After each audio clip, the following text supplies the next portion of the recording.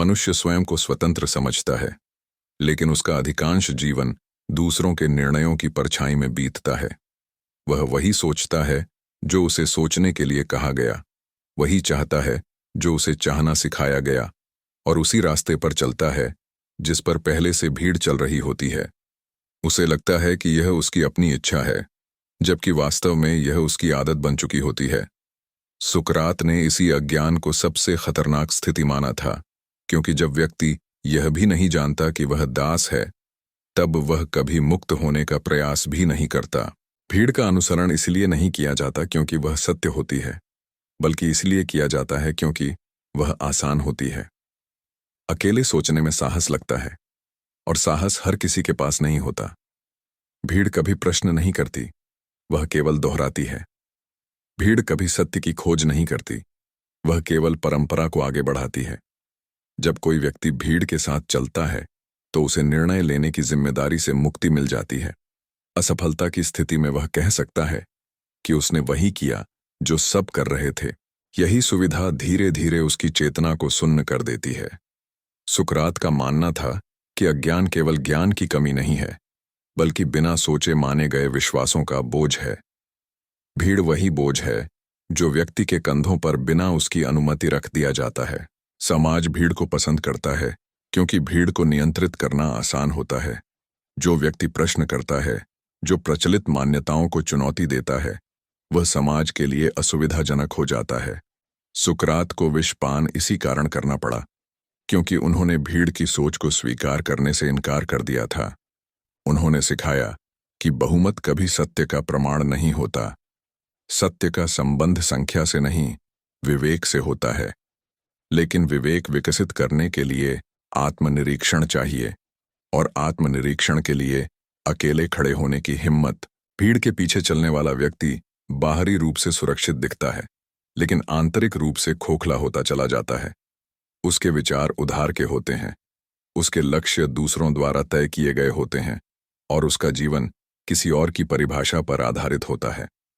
वह स्वतंत्रता की बात तो करता है, लेकिन उसकी सोच परंपरा, डर और स्वीकृति की भूख से बंधी होती है। यही वह दासत्व है जो जंजीरों से नहीं, आदतों से बना होता है। यही वह कैद है जिसकी दीवारें दिखाई नहीं देती। भीड़ का अनुसरण इसलिए सबसे बड़ा दासत्व है क्योंकि इसमें व्यक्ति अपनी आत्मा की जिम्मेदारी किसी और को सौंप देता है। वह अपने भीतर झांकना छोड़ देता है और बाहर की आवाजों को ही सत्य मान लेता है। सुकरात कहते थे कि जब तक मनुष्य स्वयं से प्रश्न नहीं करता, तब तक वह केवल जीवित है, जागरूक नहीं। यह पहला चरण है यह समझने का कि दासत्व बाहर नहीं, भीतर होता है। और जब तक यह समझ नहीं आती, तब तक कोई भी व्यक्ति वास्तव में स्वतंत्र नहीं हो सकता। भीड़ का दासत्व केवल बाहरी व्यवहार तक सीमित नहीं होता। यह धीरे धीरे व्यक्ति की सोच, इच्छाओं और आत्ममूल्य को नियंत्रित करने लगता है। जब कोई व्यक्ति बार बार दूसरों की स्वीकृति को अपने निर्णयों का आधार बनाता है, तो वह अनजाने में अपनी आंतरिक आवाज को दबा देता है। उसे यह सिखाया जाता है कि सही वही है जिसे अधिक लोग मानते हैं, और गलत वही है जो असुविधाजनक प्रश्न खड़े करता है। सुकरात ने इस मानसिक स्थिति को आत्मा की नींद कहा था, जहां व्यक्ति जागता हुआ भी सोया रहता है। वह प्रतिक्रिया करता है, सोचता नहीं। यही कारण है कि भीड़ में खड़े लोग स्वयं को सुरक्षित तो महसूस करते हैं, लेकिन भीतर से खाली और भ्रमित रहते हैं। आधुनिक जीवन में यह दासत्व और भी सूक्ष्म हो गया है। अब भीड़ केवल सड़कों पर नहीं, विचारों में चलती है। सोशल स्वीकृति, ट्रेंड, लाइक और प्रशंसा व्यक्ति के आत्मविश्वास का मापदंड बन चुके हैं। लोग वही बोलते हैं जो सराहा जाए, वही सोचते हैं जो लोकप्रिय हो, और वही चुनते हैं जो जोखिम रहित हो। इस प्रक्रिया में आत्मा धीरे धीरे मौन हो जाती है। सुकरात ने चेतावनी दी थी कि जब व्यक्ति बाहरी मान्यता को आंतरिक सत्य से ऊपर रखता है, तब वह स्वयं का विश्वासघात करता है। यह विश्वासघात अचानक नहीं होता, यह रोजमर्रा की छोटी छोटी सहमतियों से बनता है। भीड़ का अनुसरण करने वाला व्यक्ति टकराव से बचता है, लेकिन विकास भी खो देता है। सत्य अक्सर असुविधाजनक होता है, इसलिए भीड़ उससे दूर रहती है। जो व्यक्ति सत्य की खोज करता है, उसे अकेलापन, आलोचना और अस्वीकार झेलना पड़ता है। सुकरात जानते थे कि सोचने वाला मन समाज की व्यवस्था को हिला देता है, इसलिए समाज उसे खतरनाक मानता है। लेकिन बिना जोखिम उठाए चेतना का विस्तार संभव नहीं है। भीड़ का मार्ग स्थिर होता है, जबकि सत्य का मार्ग परिवर्तन मांगता है। जो परिवर्तन से डरता है वह दास बना रहता है। भीड़ व्यक्ति को यह भ्रम देती है कि वह सही दिशा में है, जबकि वास्तव में वह केवल भीड़ की गति के साथ बह रहा होता है। निर्णय उसके नहीं होते, केवल अनुकृति होती है। उसकी नैतिकता उधार की होती है, उसके विचार पूर्व निर्धारित होते हैं और उसका साहस सीमित होता है।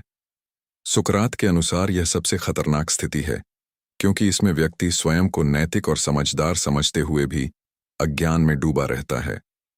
अज्ञान तब सबसे गहरा होता है जब वह स्वयं को ज्ञान समझने लगता है। भीड़ से अलग होना बाहरी विद्रोह नहीं है, यह आंतरिक ईमानदारी है। इसका अर्थ यह नहीं कि हर परंपरा गलत है, बल्कि यह कि हर परंपरा को जांच के बिना स्वीकार नहीं किया जाना चाहिए।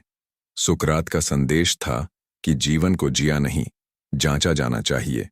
प्रश्न करना, असहमति रखना और स्वयं से संवाद करना ही मुक्ति की शुरुआत है। जब व्यक्ति भीड़ से हटकर सोचने लगता है, तभी वह पहली बार अपने जीवन की जिम्मेदारी स्वयं उठाता है।